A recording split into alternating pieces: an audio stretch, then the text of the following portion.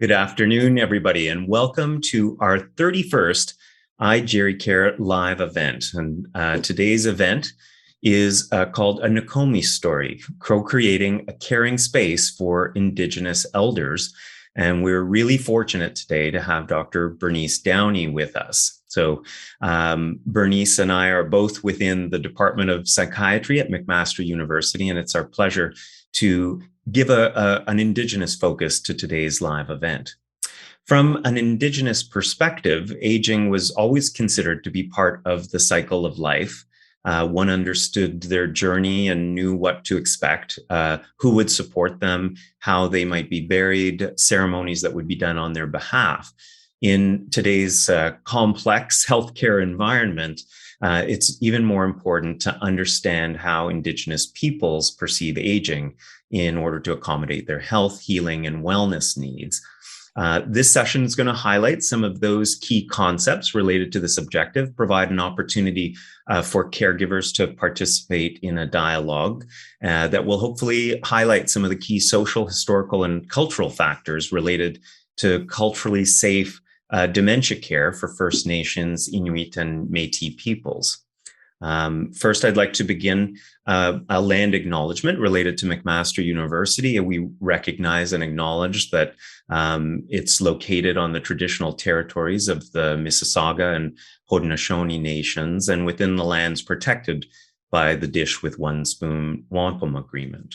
So without further ado, let me tell you a bit about Bernice, who I'm really fortunate to know. Dr. Bernice Downey is Anishinaabe Indigenous woman of Ojibwe, Saulteaux, and Celtic heritage, mother and a grandmother, former nurse, medical anthropologist, and currently cross-appointed with our Department of Psychiatry and Behavioral Neurosciences, as well as the School of Nursing in the Faculty of Health Sciences at McMaster University.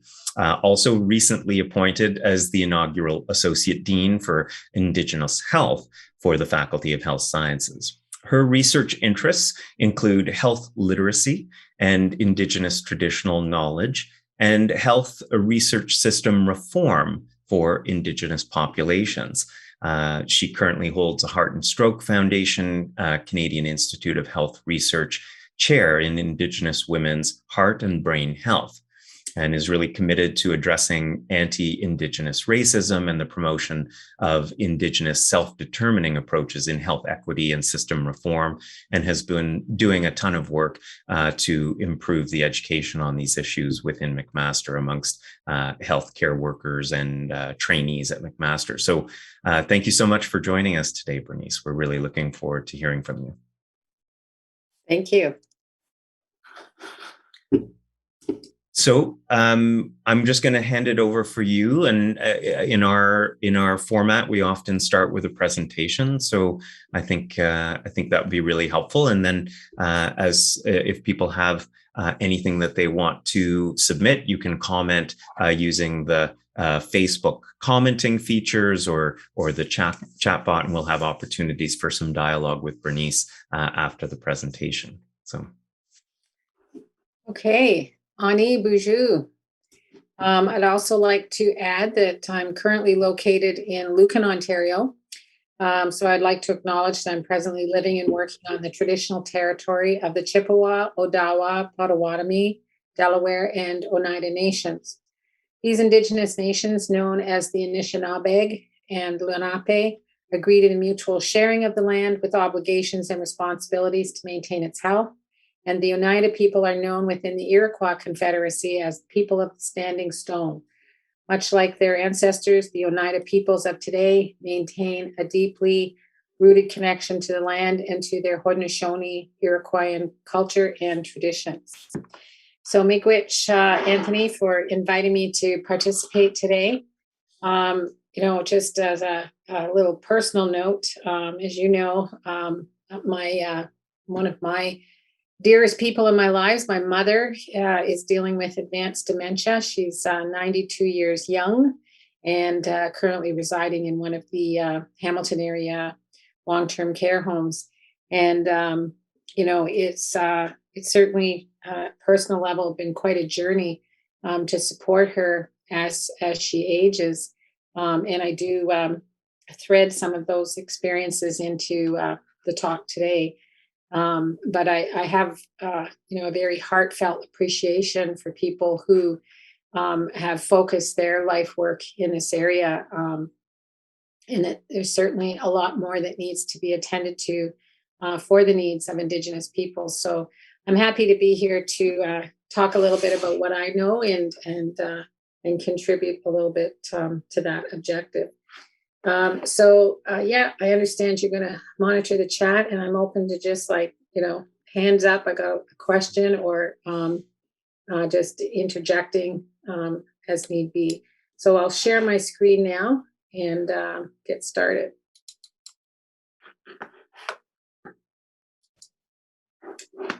And so can you see my screen now, Anthony? Yeah, that's great. All right.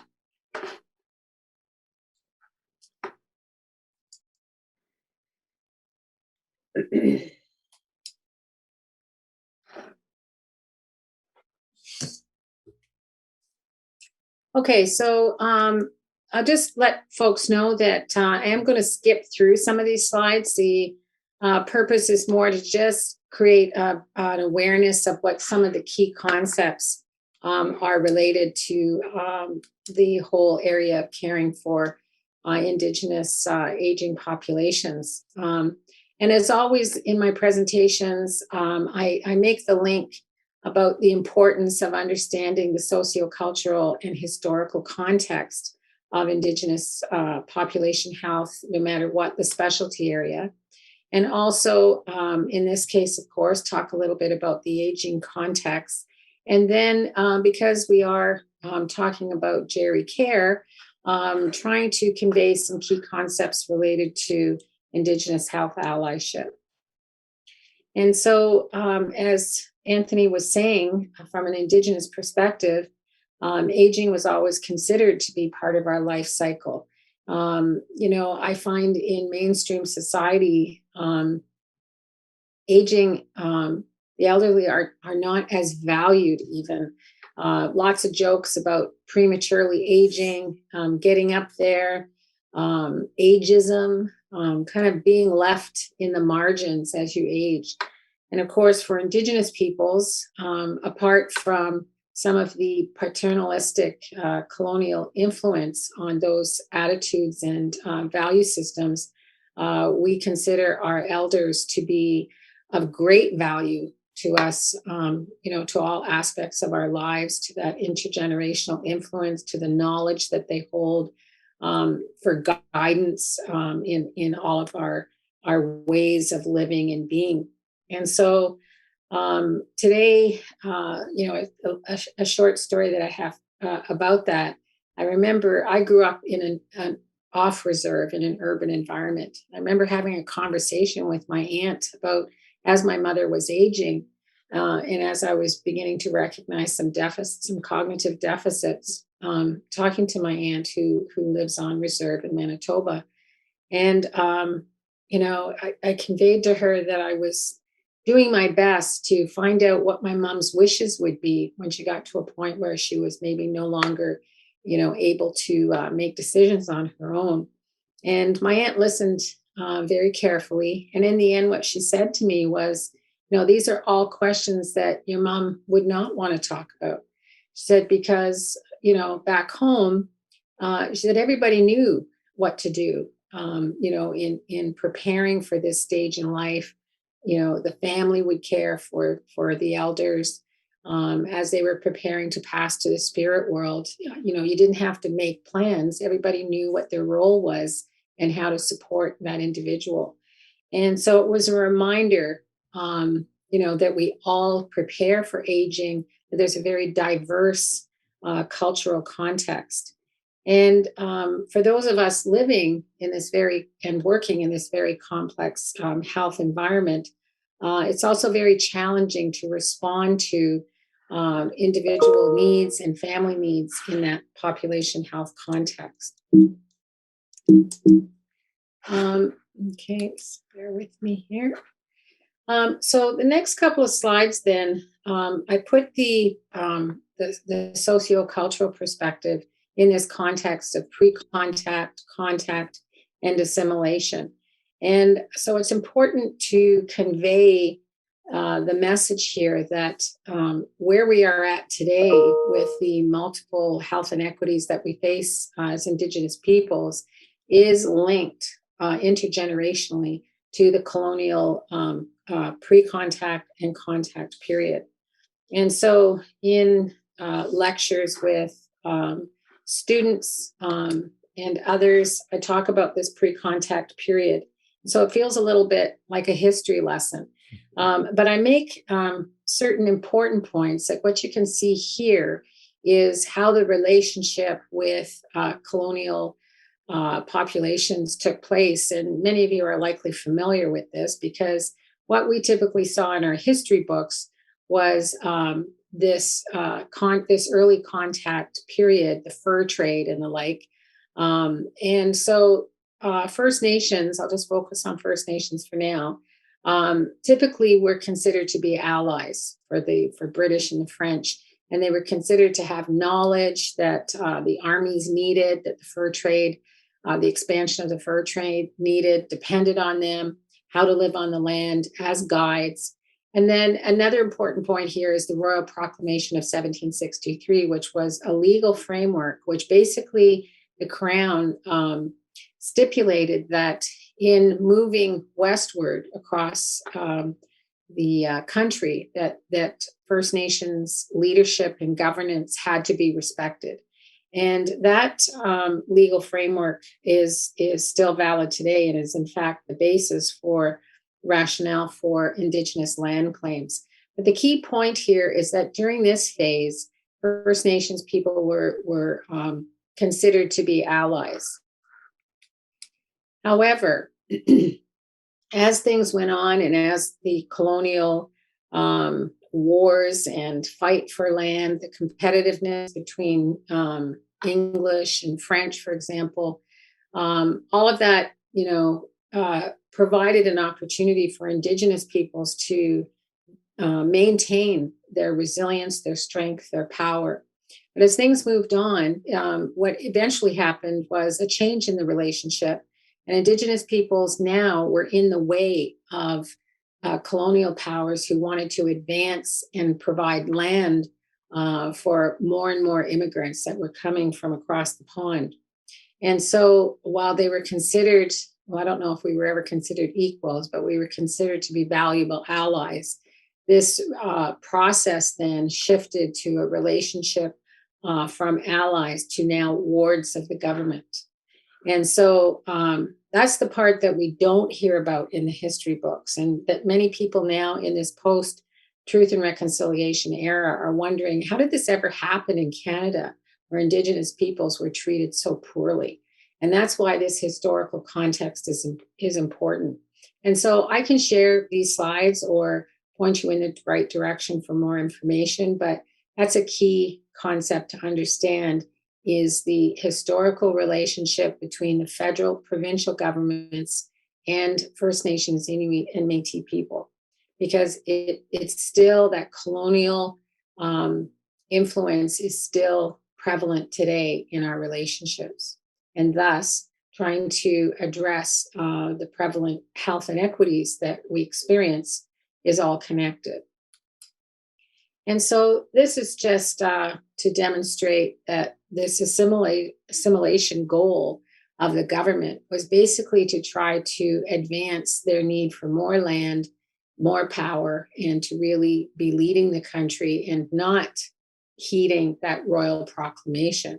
And so this is Duncan Campbell Scott, who was the first superintendent of the Indian Department. And this really reflected the attitude and the systemic racism of the federal government. Basically, they were considered to be a problem in the way.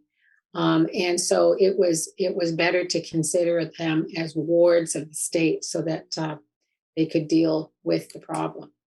And so the important part there is to recognize that there's still very much this systemic racism that is experienced, that it's not just a thing of the past, that there's still a lot of colonizing practices that exist today, and that Indigenous peoples continue to experience harsh judgment, discrimination, and a rejection of who they are and how they live. And so, so this next slide reflects, a period of time with the establishment of the Truth and Reconciliation Commission of Canada. And this is culminated after many actually government processes, the largest one being in the early 1990s called the Royal Commission on Aboriginal People, which resulted in over 350 recommendations for systemic change, and pretty much at 10 years out received failing grades from all the national Aboriginal organizations. So when the commission was called for, the commissioners endeavored to draw on what they had already heard, but this process was really the first time that we heard from survivors themselves and or their families, because many of the survivors had already passed to the spirit world. So that was the key difference. So they held over around seven national events across the country to hear from survivors or their families and descendants. And the other important point here is that it resulted in 94 calls to action as opposed to recommendations in all sectors of society. And so this was released in 2015. And so we're now 6 years out and trying to closely monitor some systemic change is happening, but not nearly enough. And of course, not really fast enough. So, and another key point to consider when we're thinking about the aging population is the historical trauma that individuals and families are experiencing. And, this addresses one of the key attitudinal barriers that Indigenous peoples experience, and that is the attitude of some in mainstream Canada to say, just get over it. It's what happened with residential schools happened so long ago. And so, you need to just basically get over it, and it shouldn't really be affecting you in contemporary times. And so we know now through some studies that have been done that Indigenous peoples themselves engaged in this research, among others, and that we have established a concept of generational grief, which is defined as a continuous passing on of unresolved and deep-seated emotions, such as grief and chronic sadness, to successive descendants. And so this becomes a norm during childhood. And when we think about the impact on our elders, is that, understanding who you were, what your role was in the family, in the community, was never questioned before, as mentioned earlier. But when children were detached from their families and their teachings, their culture, their language, guidance in their role in the community, now we have a generation of elders who did not receive those teachings and all of that information. And so that grief in and of itself of not being able to fulfill their role. But this intergenerational component is a very important concept as well. And so, so this is the information that we see splashed on the newspapers, and that generally health researchers or care providers are more aware of.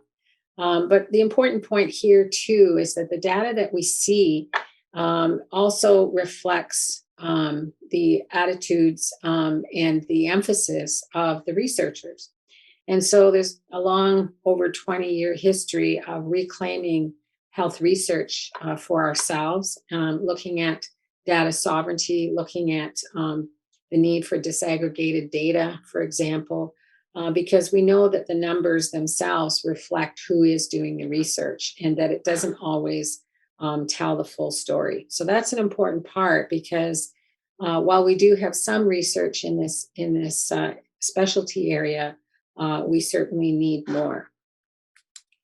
And so right now we focus on the systemic change that is needed in all sectors, including health, and promote a reconciliation framework. And it's really important for care providers to think about what that really means. And so that self-assessment of what kind of informational and educational needs you require or your team requires, Lots of information out there. If you just Google the TRC, you will come to the reconciliation website, where there are all kinds of tools, including implementation principles. So you don't have to reinvent the wheel, either individually in your clinical practice or, within your institution or team. And so, as mentioned, the report took place across the country. And it also, in addition to drawing on the recommendations from RCAP, also drew on the over 25 years of participation of Indigenous peoples around the globe through the United Nations Declaration on the Rights of Indigenous Peoples, or UNDRIP, as we call it. And so that is, being a United Nations international instrument, also can be very influential to help member states, Indigenous peoples from various member states, try to achieve their objectives. And so these are the 7 calls to action in the Truth and Reconciliation Commission final report. And I usually advise that folks look at the 4-page overview of the 94 calls to action and read them together, and not just focus on one specific area, because some of them do overlap and make sense for other calls to action. But you can see here that, understanding what is needed, for example, increasing the number of Indigenous health professionals in all areas, and cultural competency and safety for all healthcare professionals. And so we know that a reconciliation approach, that there just aren't enough Indigenous peoples to go around to achieve it. So we do really require the expertise and support of our allies. And another important area when we think about elder care, many of our elders may be practicing traditional healing or spiritual practices that an individual, like a practitioner, may be aware of and not know how to support. And so I always advise folks that you don't need to know everything there is to know about Indigenous knowledge or traditional healing. But if we can accept that some of our clients are engaged in that, and if we can create space for a therapeutic collaboration, then that individual should be able to engage in both biomedical and traditional practices. And so another important one there, you see number 3, is addressing jurisdictional issues. And so in providing care for Indigenous seniors, often what people run up against is who pays for what. So if they're First Nations and they apply, they're eligible for non-insured health benefits, understanding how to navigate that process, it becomes important. And so that represents what we call the jurisdictional wrangling between the provincial and the federal governments about who would pay for equipment that was needed, or medications or services. And so that often is a very practical consideration in their care. And so a lot of the work that has been done internationally and nationally is looking at Indigenous rights that are reflected in the Truth and Reconciliation Commission and in the United Nations Declaration on the Rights of Indigenous Peoples. And so a few of these slides now speak to both the right to health and, in this case, in this slide, the right to our own knowledge systems. And that's basically a huge focus. And for ourselves now, here in the Faculty of Health Science, as in the words of Justice Murray Sinclair, who was the senior commissioner on the TRC, this is the next tall mountain to climb. And that is collaborating in dialogue and education efforts for our clinical practitioners in all health science programs to understand what this is about, why it is important, and how we can make space for it, both in education and in clinical practice environments. And so as you are, working in institutions or in your private practices, understanding who you are working with and for becomes important. So again, You don't need to know everything there is about all Indigenous peoples in Canada, but know who's in your own backyard. And this slide's an important point in this current equity, diversity, and inclusion environment, in that institutions now are establishing or preparing to be more inclusive, to align their structures with policies and protocols that reflect EDI goals and principles.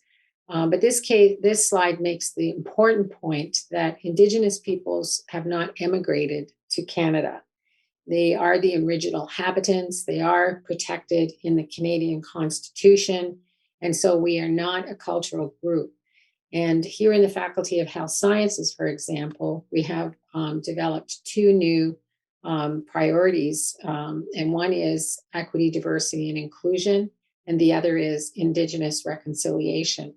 The two approaches do intersect, for example, when you think about racism, but strategies for Indigenous peoples related to equity are more about self-determination as opposed to inclusion. And so that's the key difference. So as I mentioned, there is a need for more research, specifically for First Nations, Inuit, and Métis, but some work is being done.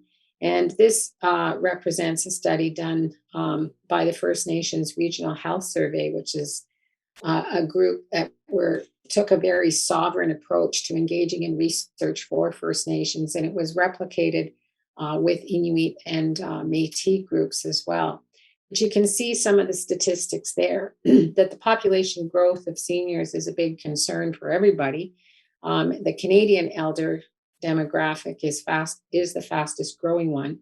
And there are now more Canadian elders than Canadian youth, with an estimate of 9 million seniors by 2031 and an increased life expectancy to 85 years.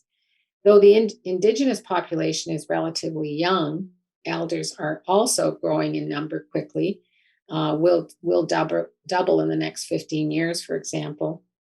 Not to mention additions to the Indian registry through the impending Indian Act legislation changes. So this process, for example, impacts access and availability of services such as healthcare, home and community care, and residential homes.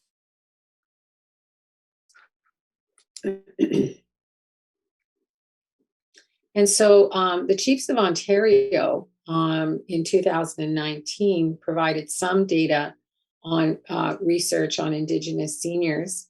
Again, that it's an aging population that is growing, that there's multiple morbidities and earlier onset, that aging well is connected to culture, language, land, medicines, family, youth, and community. And so this, is reflected in the values that Indigenous people carry as part of their culture and their communities. That physical, mental, spiritual, and emotional balance is important. And so that reflects how we consider a holistic approach to health overall. There is also our seniors, are very concerned about our young people, that there's, because of historical intergenerational trauma, there are high rates of suicide and anxiety. And so this is of great concern for them as they see what's happening to the future generations. There's also high rates of health services use, physicians, ER visits, prescriptions, and hospitalizations. And, I can think, that this is also reflected because of the great mistrust that Indigenous peoples have with healthcare institutions because of residential school. So they don't tend to build those relationships. Rather, they go for care on an as needed basis. Also, an ability to remain in their own home is important. So again, it's every day for me thinking about my mom being in long-term care and not being able to have her here in my own home or to be in a community. Her community is in Manitoba. And so, all of those factors related to the residential school experience, the need for community and culture and kinship, that preference to remain in their own home is very important. There's also a focus on prevention of chronic illness because indeed Indigenous peoples hold higher incidence of multiple chronic illness. And so that becomes a key consideration. And also very important is the need to focus on strengths and resilience and not just deficits. And so that's really a key tenet in the development of services programs and of course also for research. And so that's a picture of my mom that I put a few in here because we all have these personal connections to our work, and that's my first grandchild. I have two; she's 9 now, but these two held a very, very close connection, and so I think my mom was just in the early phases of dementia there. But there are teachings that talk about how the connections between the elders and the newborns is so strong because they both are inhabiting a space that's close to the spirit world. So one is coming from the spirit world to be born, and one is in a space to return to the spirit world. And so that's an example of some of the teachings related to the elderly. And so, there is a couple of key points here. As mentioned earlier, that aging was always considered to be part of the cycle of life, and people didn't fear getting old or try to prevent getting old. They basically knew that it was part of the life cycle, and they knew what to expect. We also know that understanding how populations perceive aging well is important, and to understanding their health, healing, and wellness needs. And so it's also important to acknowledge that there is much diversity among Indigenous peoples in Canada. But with respect to aging well, there are some common themes. For example, aging well is not necessarily linked with having good health, rather to their own beliefs and values that encompassing elements of individual, family, and community health is important. And so there again, that's a reflection of that holistic approach that, what happens to an individual is impacting his family, his community, and his nation. And so in developing services and programs for seniors, those are the elements that have to be considered. And of course, as mentioned earlier, that we highlight the importance of history, culture, language, and successful transmission of knowledge to the next 7 generations. And so, I think that some of the values and ideas around aging across all different population groups, that there's a lot of similarities.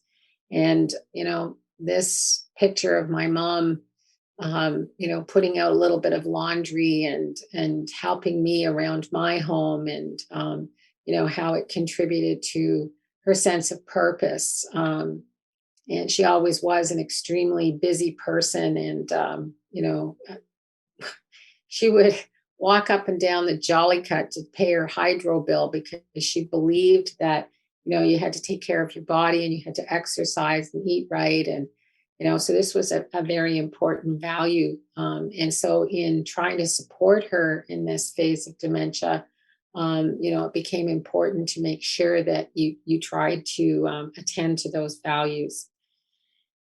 So the aging population growth is a big concern in all populations, of course, and we see Indigenous elders as being the most vulnerable, with females being even more so. And this is reflected in the social determinants of health and other data, other emerging data that supports at home, again, are important for Indigenous peoples who are more likely to be rural than Canadian seniors, and also more likely to care for grandchildren. That there's less access to care, services, and funding. And so families are, obligated often to contribute to managing their care, getting them to appointments. If it's dialysis 3 times a week, and my cousin drives my aunt, it's 4 hours one way to Winnipeg and then back, and she has to do that 3 times a week. How do you hold a job and support your elders when there are access barriers to services? And so elders also experience more responsibility, because if they are vulnerable, then their youth are also vulnerable. And so aging well also speaks to the I'm sorry, I'm just jumping ahead here. So with this slide, the evidence exploring Indigenous perspectives on aging well is limited, and for the most part is focused on First Nations. And that's quite a common factor in looking at research for Indigenous peoples. So you have to kind of tease out First Nations, Inuit, and Métis. But if the research or the service that's being developed is listed as Indigenous and can be accommodated for all three groups, that can be acknowledged. But some First Nations will reject that kind of approach. So you kind of have to work with the folks in your clinical practice environment. So we've already talked about the connection to culture, language, land, and medicines, a holistic approach to health, and the strength and resiliency, and also prevention focus that's needed. Some of the research that's been done out there, are focusing, like an Ontario-based study, where First Nations seniors highlighted the importance of seeking spiritual, emotional, physical, and mental balance in preventing dementias and empowering individuals to live a healthy life. And so, I found this to be important in that, we don't, in the medical, biomedical community, we don't have a clear understanding of how Indigenous knowledge and teachings and spiritual beliefs really do impact health, because the attitude towards this knowledge was, the knowledge was considered primitive, narrative, folklore, and really resulted in the dehumanization of people who advocate and want to use this in their health and well-being approaches. So we're just really at the beginning of understanding the impact. So some of these studies are pretty important in helping these understandings to emerge. And so the folks in this study focus on the 7 grandfather teachings, which are basically values and principles that are drawn on in teachings across the lifespan, that include wisdom, love, honesty, respect, humility, bravery, and truth, and that these played a central role in their perceptions of aging well. So there's the 7 grand. So that's an Anishinaabe teaching. And so that takes us to this whole notion of reflexive allyship. And I find that, for folks that have done some cultural safety training, some self-education, are working with an Indigenous population or seeing Indigenous clients, they're really at that stage of, how do I do this? And for some, they want to skip over the truth part and skip right to the reconciliation. But I always advocate that you do have to assess what you know, what you don't know, what the systemic barriers are in your network or your institution. And so Hyatt, Margerison, and Gable here advocate that this reflexive allyship is important, where people do take an active approach, making a personal commitment to change, educating oneself, challenging one's own discomfort and prejudices, and learning and practicing the skills of becoming an ally. And then finally, and most importantly, committing to taking action to create interpersonal, societal, and institutional change. So this just reflects that, which most of you likely know, Again, you may not know everything or everybody, but try to understand who's in your backyard and what their value systems are and their priorities with respect to elder care. And this is just another message on the importance of educating yourself. And I will pause there. Did you have also, first, I want to thank you so much for your wisdom and also sharing some of your personal experiences. But if you go back one slide, just, I think there are some really helpful resources for loved ones. The iCare fact sheets in particular, I think, are really helpful for, I think it was in your final, that. Yes, that. Yeah, the I-CAARE. There's some very helpful resources for Indigenous people living with dementia, people who may have experienced a diagnosis or who are loved ones caring for family members. So I wanted to highlight that one because it's one of the few groups, I think, that has created some materials, in particular the fact sheets that may be of help to people Can who you are. See? Yep. Can you see Yep. my screen now? Yeah. Yeah. So we have a couple of questions. I don't know if you have a few more minutes that we can stay and discuss some of these. What you were talking about, I think, raised, there were so many points of importance that we probably don't have time to cover all of those. But an interesting question that was posed was, can the transition to long-term care be a trigger for Indigenous elders who are survivors of the residential school system? I think you alluded to some of that a little bit. Yeah. My mom's been in long-term care for 8 years. And I think about this every time I go to see her, from when I walk down those institutional looking hallways to, even the food that's served. And it's hard. But I think I've made my peace with it.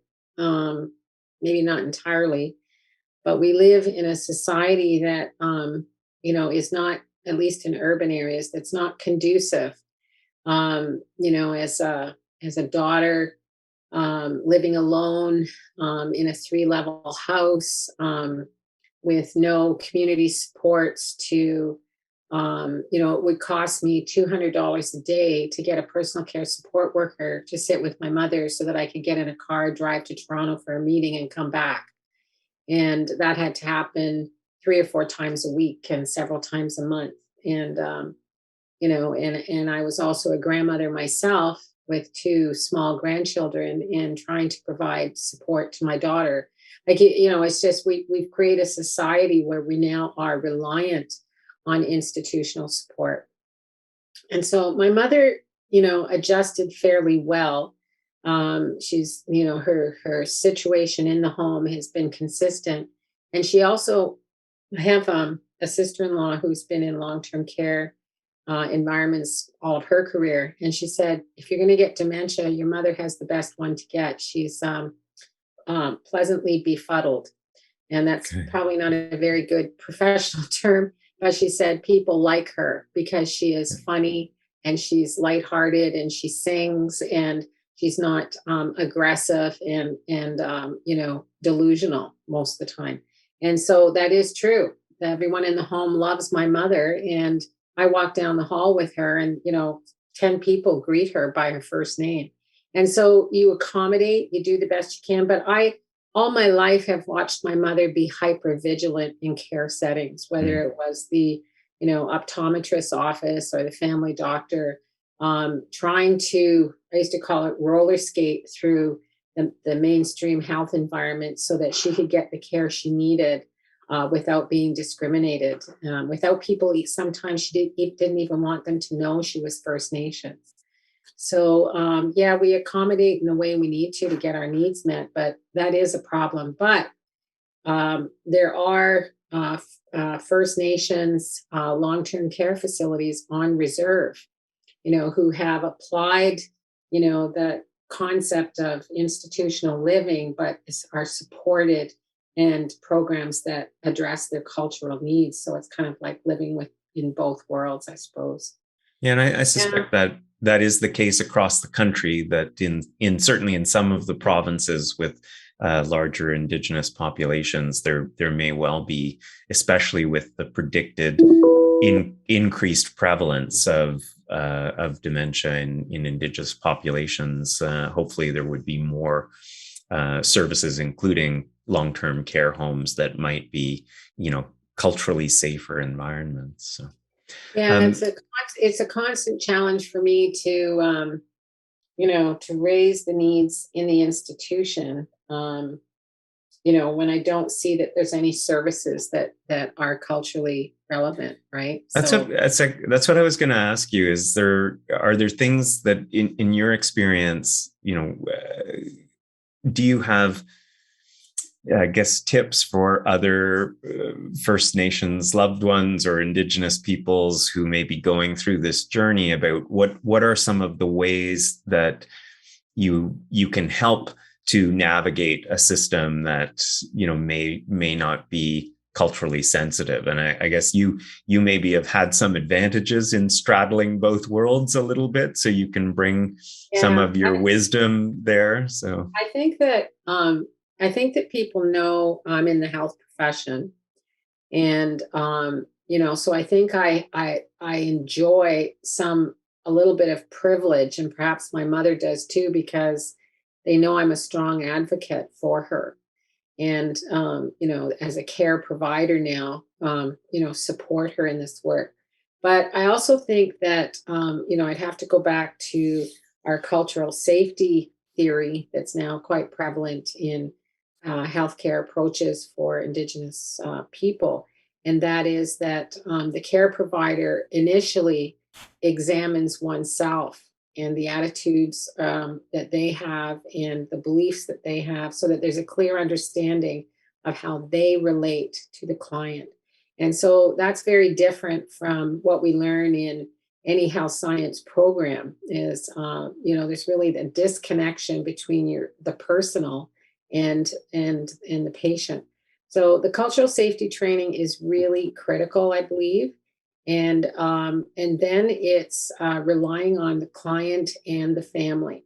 So we've had birthday celebrations where we bring in wild meat, and just try to create a cultural environment in the best way that we can. But I think it does rely on working carefully with the family.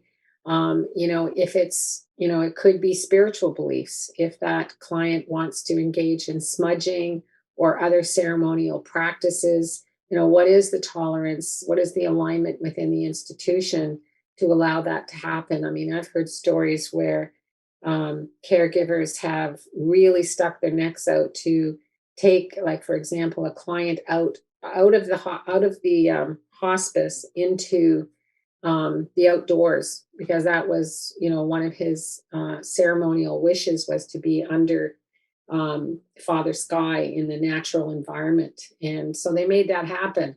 And, so those things go a long way, and to really be open to that spiritual component. And then, as I mentioned, the traditional healing. So if this is part of their spiritual practice or their wellness approach, how are you as an individual going to advocate to make that space for that to happen? So we received another question over the week, and even if it's not directly relevant to the Indigenous topic, I think it's a good one around advocacy and advice, and I feel like you would have a good perspective on it too. So the question or comment was, what do you do if a caregiver, and I think this is in this case a paid caregiver, does not respect the hour of her job she gets paid for, and she doesn't work some days? And I found out that the person's mother doesn't want me to complain. The residence where she's living says they're not responsible and that it's supposed to be reported. So I guess it's a question around advocacy, but I think it's also around that delicate power imbalance where, it's hard now to find, care companions, and you're in maybe a position of quiet desperation sometimes if you need a care provider to come to the home, yet there's concern that this person might not be fulfilling their obligations. And I'm wondering what your perspective on this. I think it's a challenging one. I certainly see this in the hospital sometimes, where we're a consult service and we often have, patients or family members sort of complaining to us about the care or services that they're receiving in the hospital, but they're reluctant to talk about it with their care team because the power imbalance or alienating them. There's no like one right answer here, but I guess what are some of your perspectives? I guess you may have found yourself in this position, but maybe you have a little more clout in some of your roles. Yeah, I guess if I understand you correctly, I mean, I think that, we're in a different environment. Like in my clinical practice, I'm a medical anthropologist now, but as a registered nurse for many, many years, I think that the trend to engage family members in the care plan and advocates and so forth. Today we have the TRC and the advocacy for reconciliation approach, for cultural safety training, for education, and more importantly, adopting that kind of approach by institutions. Because if you don't have policy, you don't have a leg to stand on. And so I think that's a critical component. But I think there is a certain amount of risk taking that has to happen on family members or some, in many cases, caregivers, to engage in that allyship and that advocacy. So it's a combination of, I think, both skills building and knowledge acquirement, but also an embodiment of those values and the priorities that you are understanding with your client. And so, it's probably more a cluster of different factors that are important, if I understand you correctly. I think this is also highlighting a bit of a challenge within our Canadian healthcare system.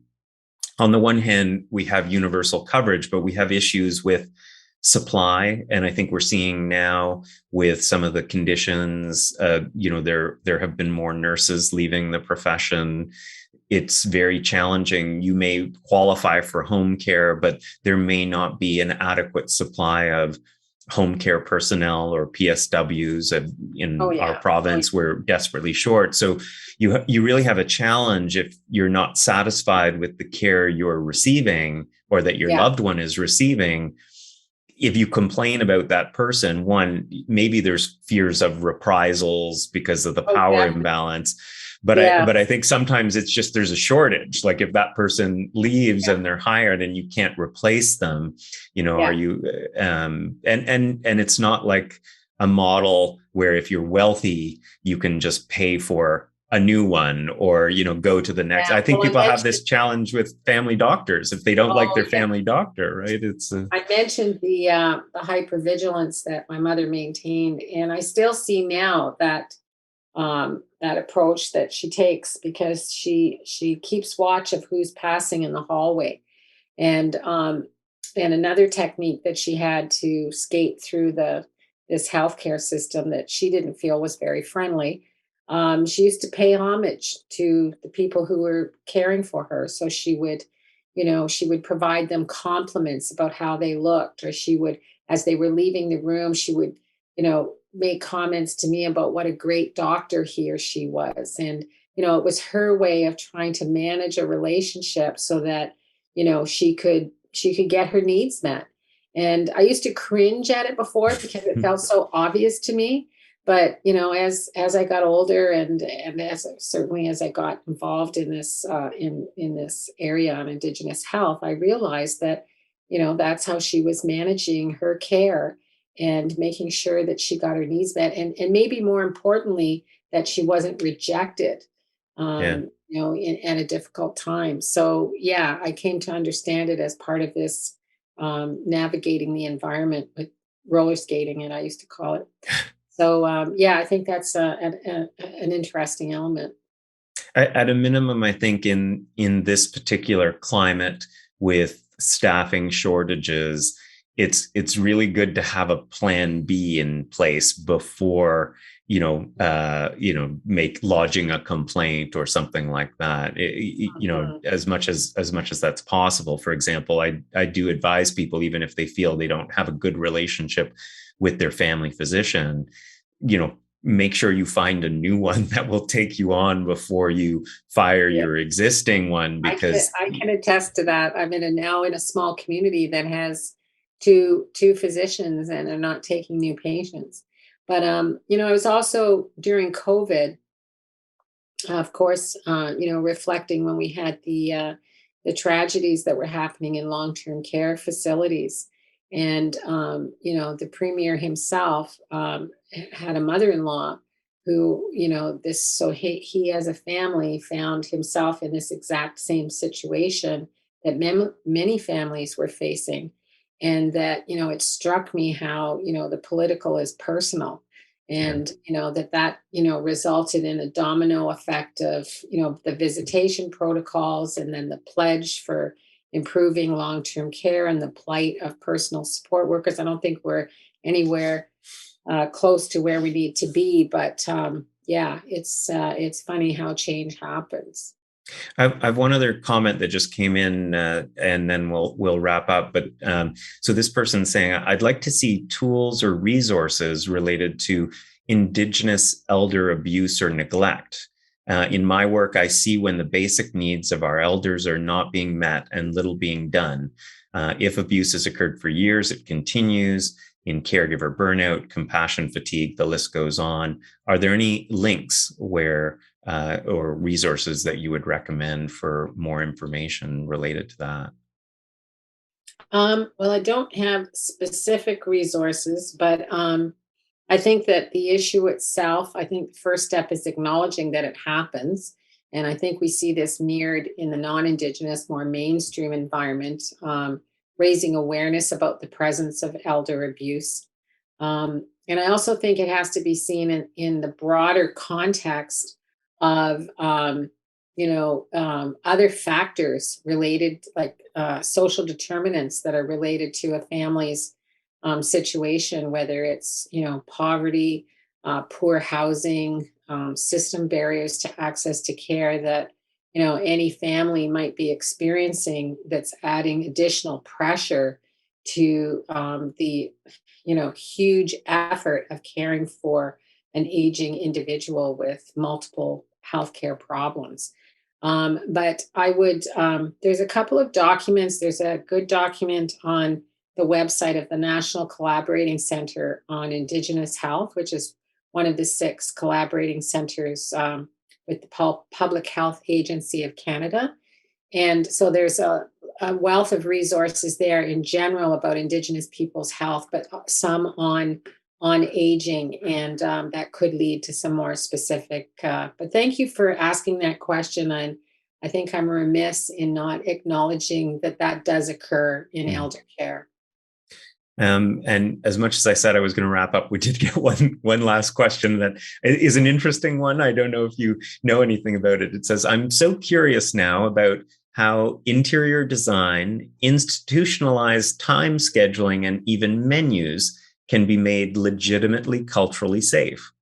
I'm wondering if you have any thoughts on that from your experience around. Yeah, I guess you mentioned your own families bringing in Yeah, things. this I find myself drawing more from my personal experience today, but as a consumer. But I remember when my mom was first it got a place in the long term care, and I remember, I was there like every day trying to help her with the transition. And one thing that she was very anxious about the meal times, because she didn't understand, how it was. Like, she thought she was eating in a restaurant, the way the tables were set up.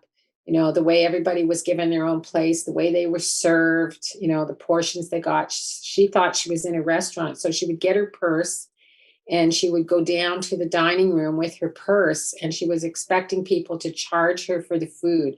And yes, part of it was her confusion about what was happening to her and the environment that she was in, but also it was just so foreign to her. This way of eating, how formal it was, the whole 9 yards. And so it took some time for her to accept that, first of all, that the food was free. And the other aspect of it was the food was so foreign to her. And so I've been sitting with her many times where, she gets, a jelly salad or something that, she just doesn't, she calls salad weeds. She said, I have to eat my weeds. And, because she didn't grow up with that. And so the food is so foreign to her, and, it's challenging sometimes. But that's just a small example. But I think it's a good example too about also not overgeneralizing culturally. Indigenous, there's hundreds and thousands of nations, and the person themselves at the root of it. So I think, again, putting it in cultural context, but also getting to know the person is so important, and their previous food habits and things like that. So for sure. And I think that institutional environment as well. She lived with me for a year before she was placed, and so to be able to provide some continuity in the way she lived, and what even for example, hygiene care. And making sure that she wasn't exposed when I was, helping her to have a shower, that I attended to her needs of privacy, and did as much as I could as a daughter. And then when she transitioned into long-term care, I had to somehow figure out ways to continue to protect those values that she had. She was not comfortable having men, that would come in and help her do this or that. And so there was that transition in trying to support the values that she had around privacy and so forth. So, and I do think many of us who have had a loved one in a long-term care home, you see the ways in which the staff shortages, and even with like really well-intentioned people working there, the organizational rhythm and staff shortages tend to drive many of the habits that happen in institutions, and it may be very challenging to protect the wishes of the person living there. Yeah, for sure. I want to thank you so much, Dr. Downey, for your wisdom and sharing your personal experiences today as well. It's been wonderful to have you. A reminder. I just want to thank all the caregivers out there, and yourself and your team, because this, my own lived experience, was just bolstered to a great degree by the people. Even when they are short-staffed, they go above and beyond to care for my mother, and I'm so grateful. So it's such important work. So thank you for having me. Our iGeriCare and live events are brought to you in part by support from the Canadian Centre for Aging and Brain Health Innovation, which is powered by Baycrest, the Geris Centre at Hamilton Health Sciences, the McMaster University and the Hamilton Health Sciences Foundation, the Alzheimer's Society Foundation of Hamilton Halton, and our Division of e-learning team. And shout out to everyone who makes our live events happen and the recordings. So as always, teamwork makes the dream work. Our survey for your feedback is pinned at the top of the comments section. We will also try to communicate some of the other resources that Dr. Downey mentioned, and a couple of others that have come in through questions. So we'll put those together and maybe share them through the comments or on the iGeriCare website. We're going to take December off, and we'll be back in 2022 with our next live event. So thank you all very much, and thank you again, Bernice. Great. Enjoy the rest of your day. Thank you. Thank you.